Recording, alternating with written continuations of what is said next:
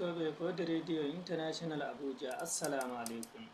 Barka meɗen e hawruki nder taskaramji ɗimin gaddanta on nder lewru korka lewru sumaye, ɗumin gaddanta on tafsiriji malla firawal Qur'ana senigal ga modiɓɓe fere fere ha nder lesɗe meɗen ɗe Afrika nder ɗemgal fulfulde. Joni sey moƴƴitinen jonde ngam nanki firo ga modibbo Abdullahi Aliyu joɗiɗo wuro Riyal leydi Saudiya. Hande modibbo no waɗana en bayanu dow no ɗum warata nagarda ino ɗum juldata, sey moƴƴitinen jonde ngam ma heɗitaki. Allah laamiɗo waɗa kutiniri e ko daruɗen e ko heɗitiɗen. Modibbo bisimillah ma. Alhamdulillahi rabbil alamin, wassalatu wassalamu ala nabiyina Muhammadin wa ala alihi wa sahbihi wa man tabi'ahum bi ihsanin ila yawmiddin. Amma ba'd, derɗiraɓe en bolwanan deydey sifa nagarɗam deydey no deftere Allah waddani en be no sunna annabijo sallallahu alayhi wa sallama waddani en. Derɗiraɓe, nagarɗam ɗon mari ahammiya jamu. Nagarɗam ɗum hunde himmiɗininde ha sahago julde ɓi adamajo. Nagarɗam ɗum sarɗiwol nder sarɗiji sahago julde, mana man si nagarɗam ma wona timmidiɗɗam nden julde maɗa bo laato sahinde. Derɗiraɓe, nder ko wanginanta en ɓural nagarɗam, annabijo sallallahu alayhi wa sallama o wi'ata goto moɗon to o nangi o looti yeso maako wurtodake be ndiyam ɗam o lotrata yeso maako ɗo, kala zunubaji ɗi o laari ɗum be gite maako fu. Non to o looti juuɗe maako wurtodake be ndiyam nagarɗam maako ɗam o lotri juuɗe maako ɗo, kala zunubaji maako ɗi kanko man ɗo o memri ɗum be juuɗe maako. Non to o looti kosɗe maako wurtake kala zunubaji maako ɗi o yahi ha muɗum be kosɗe maako. Ɗaɓɓan kadi zunubaji man deydey ko wolwana ɗo zunubaji laatiɗi pamari, kanjum man ɗo ɗi laataki ɗum gedde mawɗe. To kadi derɗirawo ɗo man ɗo ɗum wanginanan en ɓural nagarɗam be darja nagarɗam. Wari ha deftere Allah kongol jawmirawo ɓangiɗo, kangol man ɗo ngol wolwani deydey ko latti ngol sappini en deydey ko latti wajibi kuwen ɗum ha nagarɗam. Nder ɗon man kongol jawmirawo ɓangiɗo biyangol ya ayyuhallazina amanu iza qumtum ila salati faghsilu wujuhakum wa aydiyakum ila almarafiqi wamsahu bi ru'usikum wa arjulakum ila alka'bayn. Kadi aya kaɗo ka sappini en deydey ko laati wajibi dow meɗen kuwen ɗum ha nagarɗam meɗen. Kanjum man deydey dammuɗum aya man ko ka sappini en kawi ya ayyuhallazina amanu, ka ƴewno jawmirawo ƴewnorake en ha ɗo be sifa mbotka, kanjum wonte sifa imanaku. Jawmirawo wi'ata ya onon nuɗɗinɓe. Kadi modiɓɓe mbi to a nani ha deftere Allah ya ayyuhallazina amanu, an man ɗo a ƴewnorama be sifa mbotka kaɗo, an man ɗo hokku hetta kadi deydey ko tammi wargo ɓawo a ƴewnama be sifa mbotka ka, hetta ɗume jawmirawo tammi wi'goma ɓawo ɗon hokku ɗum ahammiya. Ngam imma ɗum umrore jawmirawo tammi umrugoma ɓawo o ƴewnakema man, walla bo ɗum haade o tammi hadgoma ɓawoni o ƴewnakema be sifa tilimka kaɗo. Kadi ɗon man jawmirawo wi'ata ya ayyuhallazina amanu, ya onon nuɗɗinɓe, idha qumtum ila salati, onon man ɗo toni on ngari ummanago julde moɗon, toni on ngari on giɗi ha ummanoɗon julde moɗon, kadi faghsilu wujuhakum, onon man ɗo loote gese moɗon, mana man loot yeso maɗa man kuɓidina lotgo yeso maɗa man. Faghsilu wujuhakum wa aydiyakum ilal marafiqi, kadi non bo loote juuɗe moɗon bo ha gaddon diga hoore koli maɗa ni ha gadda ha coɓɓuli maɗa, mana man coɓɓuli nasta nder ko lootete. Kadi ɗo man bo loota juuɗe maɗa man bo banniɗo man ɗo fagsilu wujuhakum wa aydiyakum ila al marafiqi wamsahu bi ru'usikum. Kadi non masme hoore moɗon ko'e moɗon bo, mana man diga fuɗɗam furude gasa ha tinde maɗa ɗo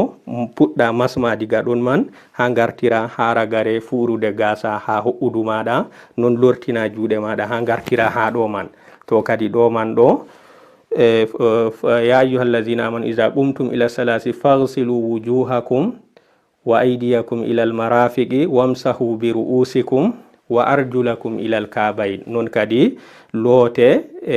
kosɗe moɗon bo diga hoore kosɗe koli kosɗe maɗa man ni loota kuɓidina ha gadda ha kolɓule maɗa, mana man kolɓule nasta nder ko lootete. To kadi aya kaɗo ka sappini en deidei ko latti wajibi kuweten ɗum ha nangarɗam, ka sappini en dow ko latti wajibi dole kanjum man ɗo looten ɗum ha terɗe nangarɗam meɗen.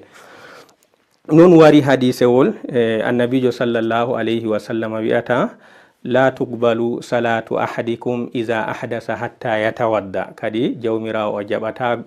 julde goto moɗon fu kanko man ɗo to o yewramani silto kanko man ɗo o nangi. To kadi aya ka be hadisewol ngol kanjum man ɗo ɗum sappinan en wajibago nangarɗam, kanjum man ɗo ɗum sappinan en wajibago nangarɗam. ɗon derɗirawo julɗo ɓawo a faami nangarɗam ɗo kanjum man ɗo ɗum sarɗiwol nder sarɗiji sahago julde ɗum wajibi bo dow meɗen yeeso juulen man ɗo singonen en ɗon nangi man. Kadi derɗirawo hani an man ɗo to a wari jotta kam a nangan man ɗo hani boɗɗum an man ɗo gigga hunduko maɗa be siwakewal, kanjum man ɗo ɗum lattake nder kuuɗe boɗɗe ɗe annabijo huwanno ɗum. Kanko man ɗo latake to ni o yiɗi ha o nanga o yigga hunduko mako be siwakewal. Kadi ɗo man ɗo wadgo ɗum boɗɗum derɗirawo julɗo. Non kadi ɓawo to a yiggi hunduko maɗa be siwakewal, ɓawo man bo hani an man ɗo kaɓɓa anniya nangarɗam man, kaɓɓa anniya nangarɗam man. To kadi haɓɓugo anniya man ɗo na ɗum hunde nde bolwata, a wolwata be ɗemgal maɗa. Haɓɓugo anniya maɗa man ɗo innama ɗum hunde nde nufotoɗa ha nder ɓernde maɗa, kanjum man ɗo ɗum nufaye. Anniya ɗo ɗum nufaye mo nufotoɗa nder ɓernde maɗa a wolwata ɗum. Kadi nufoɗa anniya man banniɗo an man ɗo a nangan. Kadi to a haɓɓi anniya man banniɗo derɗirawo julɗo an man ɗo ɓawo ni a yiggi hunduko ma be siwakewal a haɓɓi anniya derɗirawo julɗo an man ɗo bismoɗa. Kadi bismago man ɗo ɗum hunde hande, an man ɗo bismoɗa ha fuɗɗam nangarɗam maɗa man bi'a bismillah, nden loota juuɗe maɗa ɗo ha gadda ha ku'uje maje, loota juuɗe maɗa man banni marraje tati. Kadi to ni a looti juuɗe maɗa marraje tati banniɗo man ɗo derɗirawo julɗo an man ɗo cotta ha lotgo juuɗe go. Kadi bo garta ha jotta kam ko a ndiyam man ɗo, ko a ndiyam an man ɗo gusɓoɗa. To a ho'i ndiyam man ɗo ko a ndiyam ha juuɗe maɗa ɗo gusɓoɗa corkinoɗa, kanjum man ɗo kuwa ɗum bakin marraje tati. To ni a looti juuɗe maɗa an man ɗo ko a ndiyam be juuɗe maɗa man ɗo gusɓoɗa gaɗa ndiyam man ha juuɗe maɗa, nden corkinoɗa be luttuɗam man ɗo he'ante ha wusɓago be sorkinago man fu ñeɗande woore nde ñeɗata be jungo maɗa. To a ñeɗi ɗo foti gusɓoɗa luttuɗam man bo corkinoɗa pifta banniɗo man ɗo derɗirawo kuwa ɗum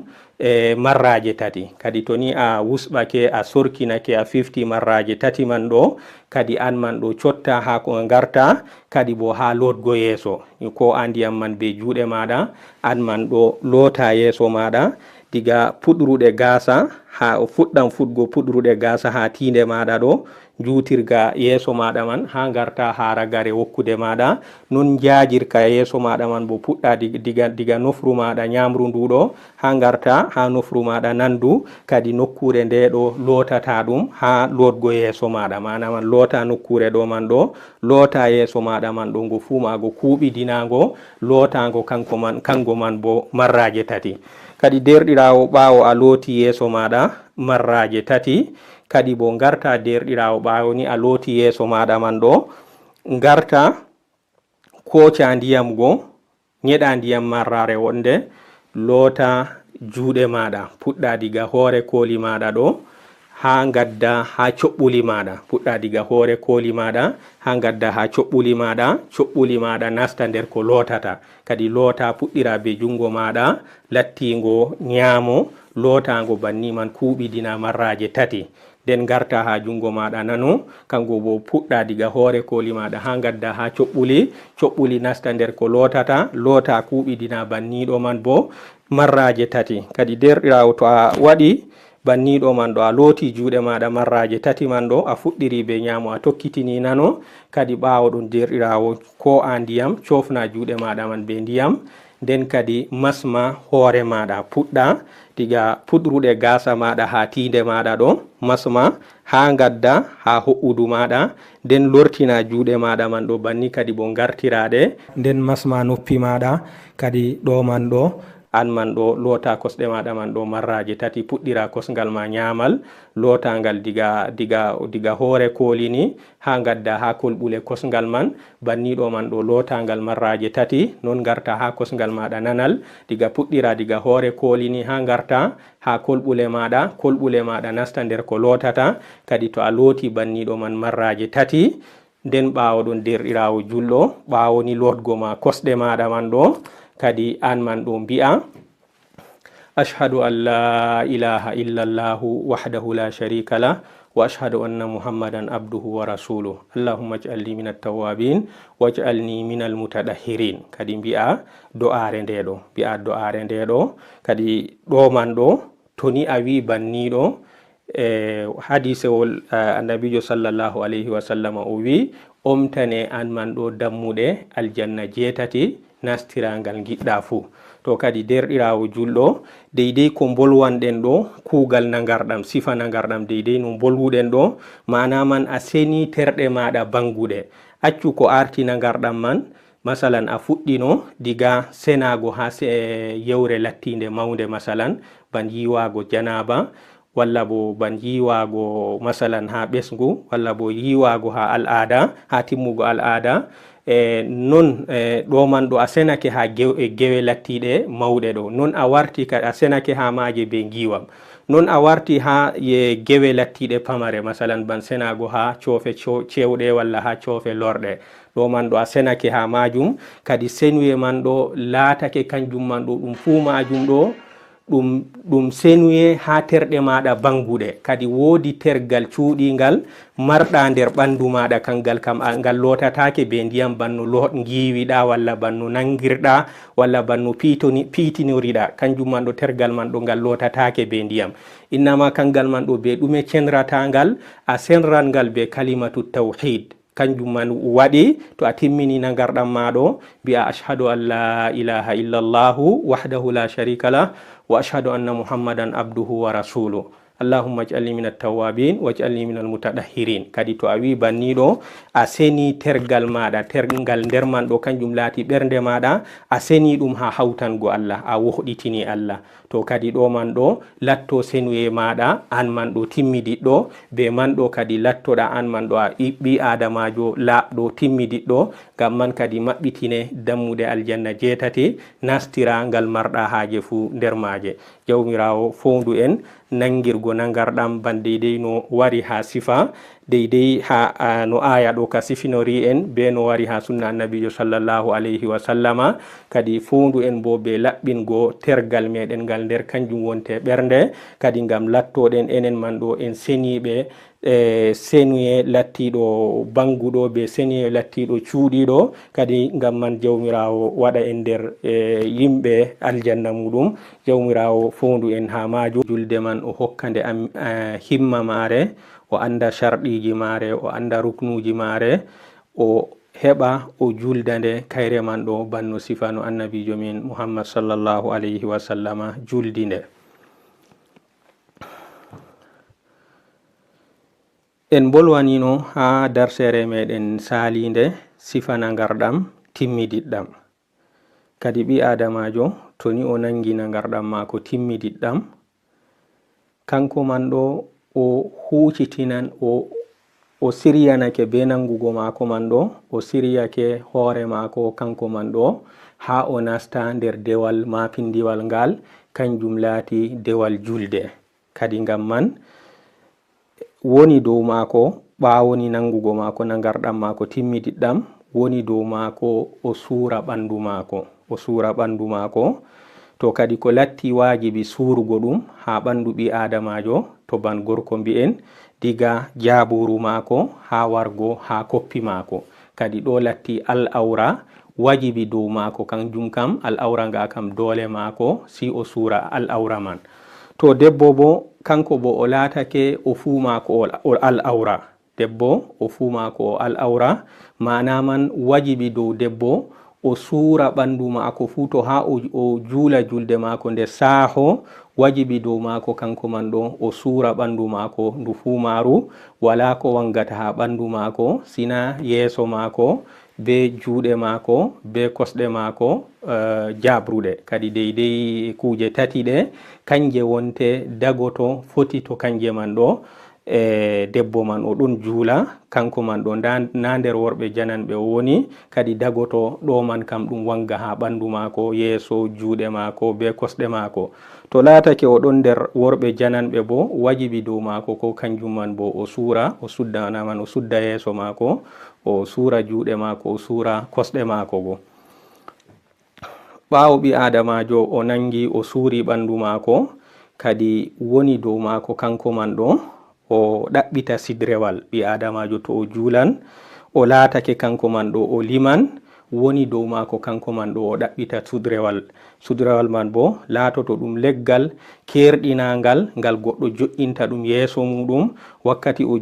juulata man ɗo, ngam ta goɗɗo ta'a yeeso maako. Foti saalo gaɗa leggal ngal o jo'inta man kam, amma salatako hakkunde maako be sudrewal maako ngal o waɗi wakkati julgo maako. Kadi woɗi wajibi dow liman kanko man ɗo waɗa sudrewal wakkati o juulata, non wajibi dow juulanɗo feere muɗum kanko man bo o waɗa sudrewal wakkati o juulata. To kadi ɓi adamajo to o waɗi sudrewal o huucitan gal alkibila, jawmirawo umri en kuuciten gal jiha kaaba wakkati juuleten. To kadi o huucitan gal alkibila, o huucita gal alkibila man ɗo kanjum man ɗo ɗum sarɗiwol nder sarɗiji julde. Kadi ɓaawo o huuciti gal alkibila, kadi o haɓɓa anniya julde nde o juulata ɗum, julde nde o juulata ɗum ha wakkati man ɗo o haɓɓa anniya julgo julde man fotande laati ɗum farilla walla fotande laati ɗum naafila. O nufo anniya man nder ɓernde maako, amma o wolwata anniya man be ɗemgal maako, o wolwata anniya man be ɗemgal maako, innama ɗum hunde nde o nufoto ɗum anniya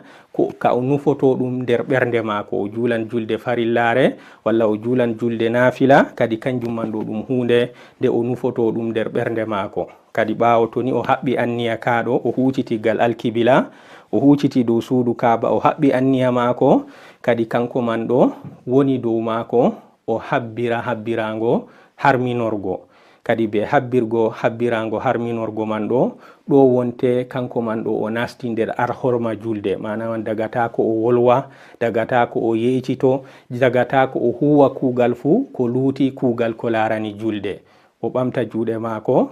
ha o fonda ɗum deydey noppi maako walla bo deydey balewe maako banniɗo, o wi'a Allahu akbar, nden o hoca juuɗe maako go o waɗa ɗum dow wiɓɓere maako, o waɗa jungo maako nano dow wiɓɓere maako, o hoca nyamo bo o yowa ɗum dow nanugo ha deydey semde nanugo. To kadi o jogo banniɗo, nden o daro dow banniɗo man ɗo. Kadi to hani ɓi adamajo to o waɗi banniɗo man ɗo, kanko man ɗo o janga du'aul istiftah. Do'a istifta wari be singaji feere ɗuɗɗi, amma kadi ka goɗɗo jangi nder do'aje man fu ɗum he'anan ɗum. Nder ɗon man dammuka man o wi'a subhanaka allahumma wa bihamdik wa tabaraka smuka wa ta'ala jadduk. Kadi to o jangi ɗo kanjum man ɗo o jangi du'aul istiftah. ɓaawo jangugo maako du'aul istiftah woni dow maako kadi kanko man ɗo o uzo, o wi'a a'udhu billahi minash shaitanir rajim bismillahir rahmanir rahim. Kadi ɓaawo o uzake o bismake banniɗo man ɗo. Kadi uzago ɗo kanjum man ɗo to o uzake ha darde arande ɗo, kanjum man ɗo ɗum he'ananmo ko luttuɗum ha darɗe luttuɗe kam ko o uzaki fu, amma woni dow mako o bismo. Kadi nde o jangata surawol kam fu o bismo, amma uzago kam foti to o uzake ha darde arande ɗo he'animo, walla to o uzake kala ha darde nde o jangata fu to o uzake ha fuɗɗam jangugo mako, kanjum man bo ɗum wala aibe. Amma kadi uzago arano ɗo to o heynitorake be mago bo kango man ɗo ngo he'ananmo. Kadi o uzo o bismo, nden o janga surawol jiiɗo, o janga surawol jiiɗo ha o timminagol. To o wi wala dallin, nden o wi'a amin, ma'ana man Allah am jabanam du'a am ka torimami ha nder julde ha nder jangugo am surawol jiiɗo man ɗo. Kadi ɓawo to o jangi surawol jiiɗo man o waɗi amin, kadi o janga ko hoyanimo ha alqur'an fotan ɗum laati kanjum man ɗo ɗum surawol timmidingol o hoci o jangi ɓawo jiiɗo man, walla ɗum yoga ayaji non o hoci nder yoga suraji o jangi ɗum ɓawo jangugo jiiɗo man. Kadi o janga deidei ko Allah wawnimo ha nder alqur'an ɓawo jangugo jiiɗo man. To o timmini jangugo man ɗo, kanko man ɓawo to o timmini jangugo surawol ngol o jangata ɗum ɓawo jiiɗo man ɗo, kadi bo kanko man ɗo o ɓamta juuɗe mako banni.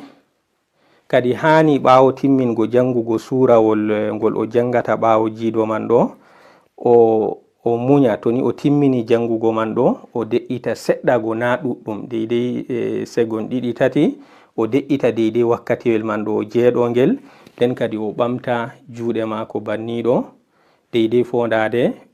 noppi mako walla fondade balbe mako go, o wi'a Allahu akbar. Kanko man ɗo o dilla o suya o dillana ruku'a, o yaha o nanga ruku'a. Kanko man ɗo o waɗa juuɗe mako dow koppi mako, o ɗon sankiti koli juuɗe mako, nden do o fotitina ɓawo mako, o waɗa ɓawo mako man ɗo ngo ɗon fotiti, mana man o ɓamtata o turnata hoore mako wakkati o ɗon ha ruku'a man ɗo, o ɓamtata bo hoore mako, innama o wona kanko man ɗo o ɗon fotiti kalkal ha turago mako man ɗo. Hoore mako deidei no ɓawo mako turori ɗo, deidei non hoore mako bo salatako, o ɗon fotiti dow banniɗo man. Kadi dow yaake o kanko man ɗo o ɗon turi banniɗo man ɗo, o wi'a subhana rabbiyal azim, subhana rabbiyal azim, subhana rabbiyal azim marra tati. Ɓawo to o wi subhana rabbiyal azim marra tati, kadi kanko man ɗo o ɓamto, o ɗon ɓamto man ɗo o wi'a sami Allahu liman hamidahu wakkati o ɓamtoto ɗo man ɗo. To o wi'an sami Allahu liman hamidahu wakkati o ɓamtoto man ɗo, to o laatake kanko man ɗo o liman, walla bo feere mako o juulata.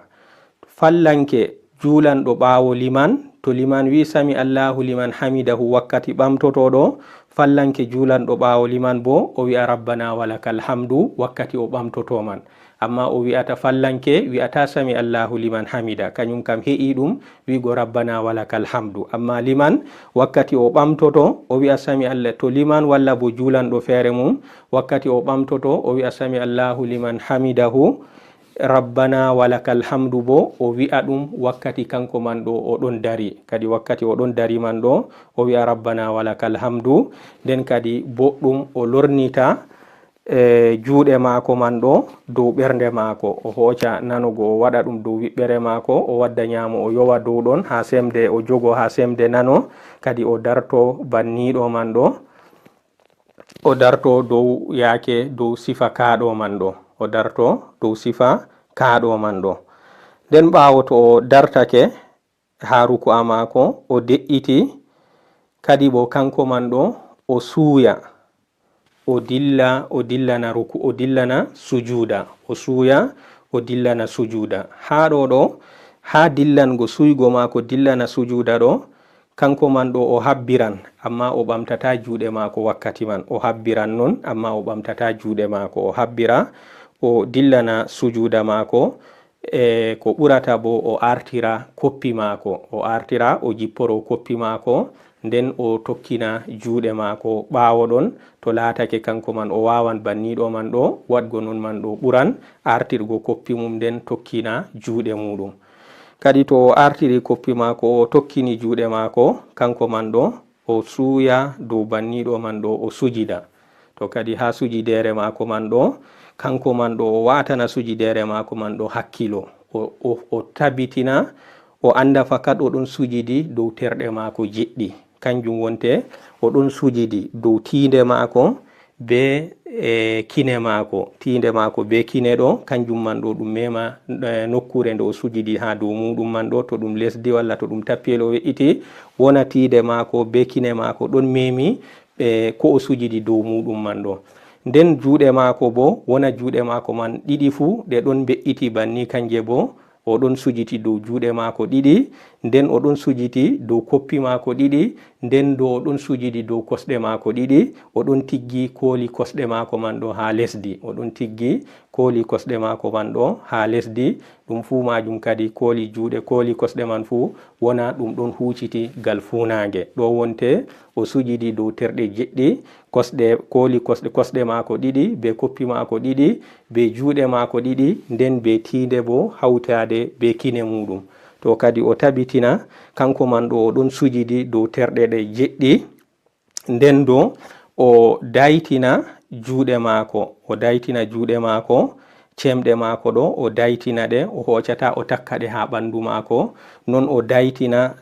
reedu maako bo ha dawɗe maako, o hoccata reedu maako bo o nyobbo o takka ɗum dow dawɗe maako. Ɗo futa o waɗa sifa man ɗo ka hanai kanko man ɗo o daytina juuɗe maako, o dayna bo kosɗe maako, wona kanko man ɗo kadi o ɗon sujidi dow terɗe man jeɗɗi dow sifa kaaɗo man ɗo. To wakkati sujididgo maako man ɗo hani kanko man ɗo o wi'a subhana rabbiyal a'la, subhana rabbiyal a'la, subhana rabbiyal a'la marraje tati. Pamarum manni o wi'a marraje tati, to o wi ko ɓurata bo boɗɗum.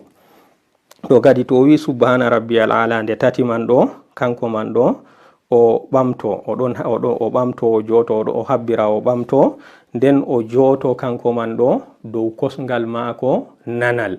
o joto dow kosngal maako nanal, o tigga bo kosngal maako nyamal, o tigga kosngal maako nyamal, nden o wi'a rabbi firli rabbi firli rabbi firli, o wi'a ɗum kanjum man ɗo deydey marraje tati.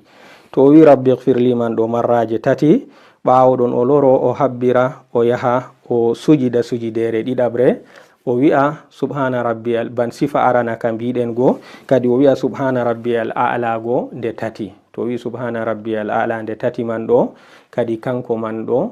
o haftano darnde ɗiɗabre. Kanko man ɗo ha wakkati haftago maako man ɗo ban mbinoɗen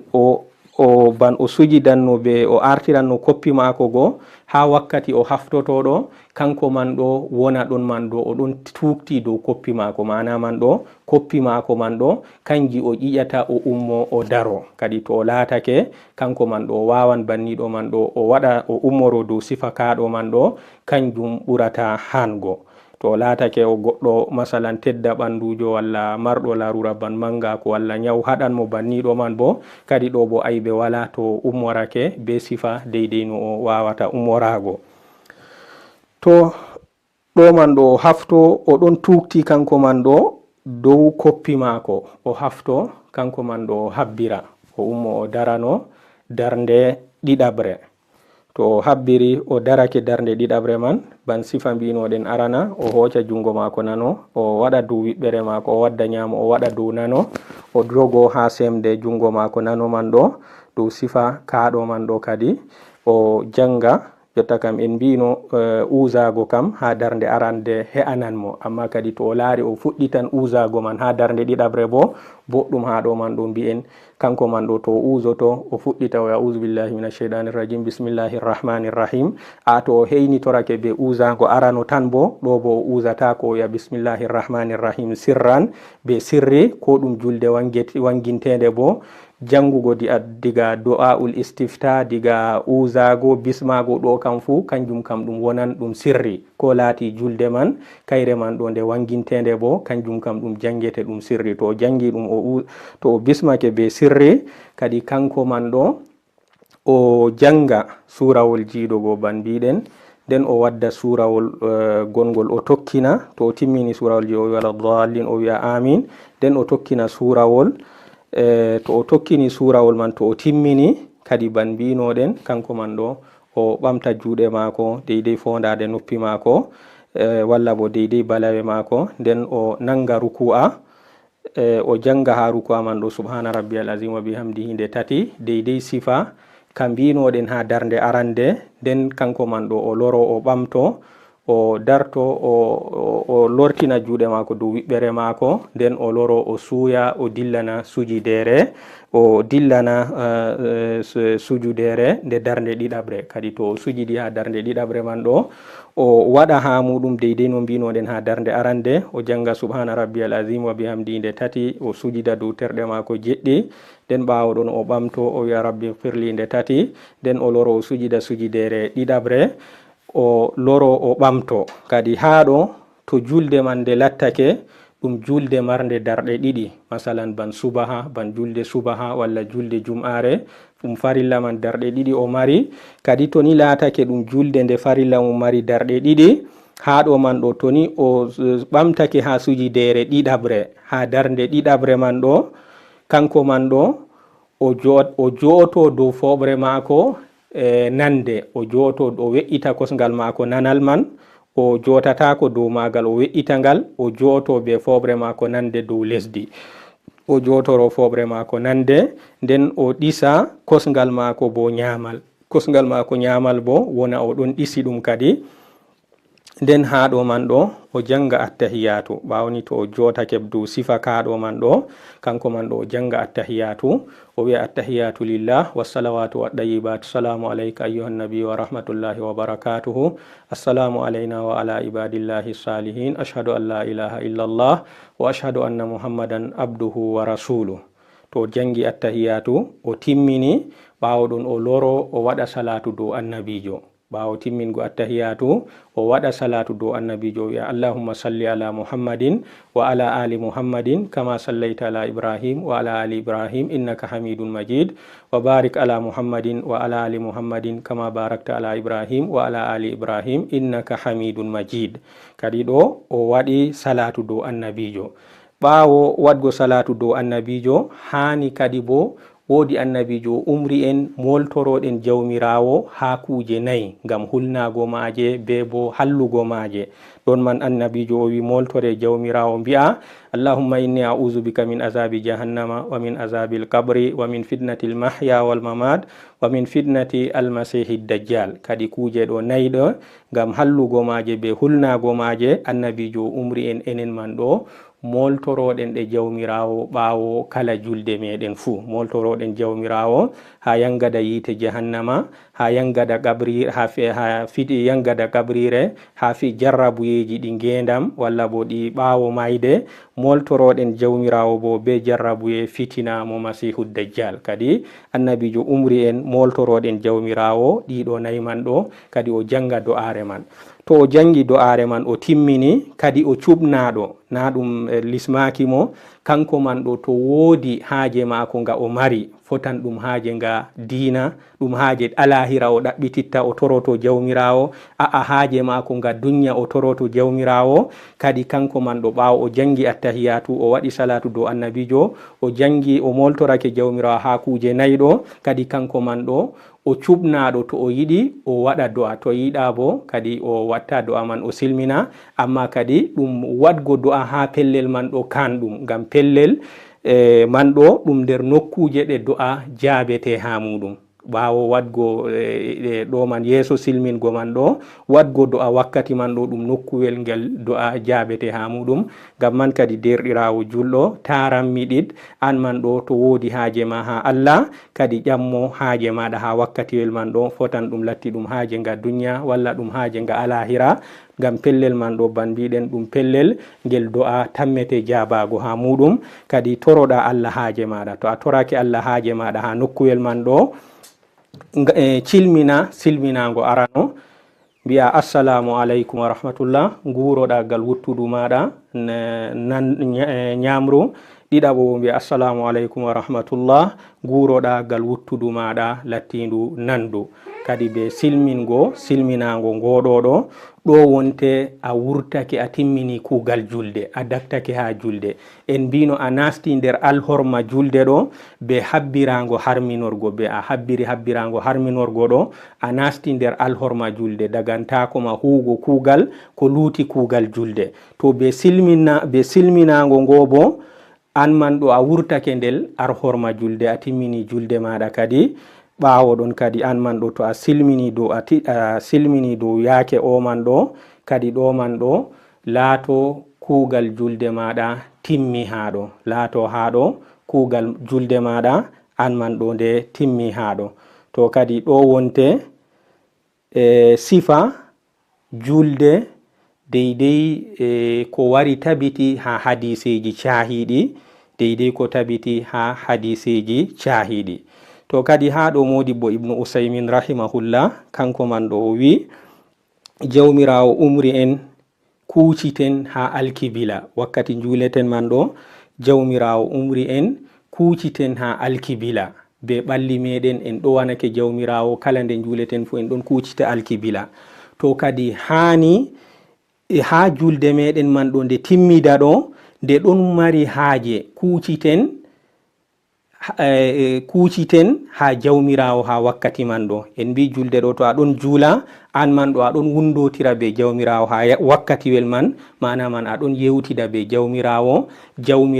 ɗon gal jiha yeso maɗa, oɗon ha al arshi mako, oɗon bo gal jiha yeso maɗa, an man ɗo aɗon yewtida be mako. To jalɗinira darja kaɗo ɗo an man ɗo jankinoɗa ha julde maɗa man, kadi be majum keɓrata mbar jari julde maɗa man ɗo lattondi timmidindi. Ngam man derɗirawo julɗo goɗɗo o acca sungullaji mako ɗi o sukli fu wakkati o julata ɗo,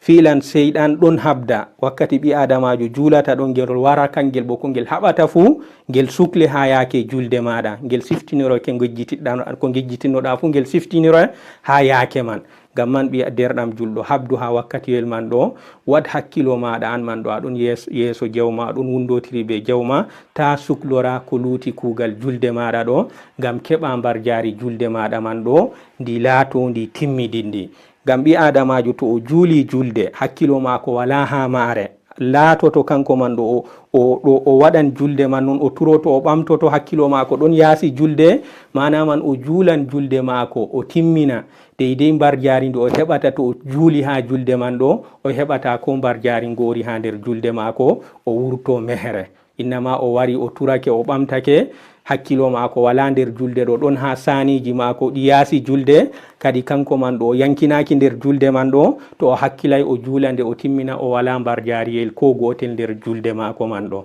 To ngam man kadi ɓi adamajo habda be nafsu muɗum, o yankino ha julde mako, o suklano kuuɗe nder julde mako man. To kadi derɗirawo ha ɗo en bolwani julde nde marnde darɗe ɗiɗi,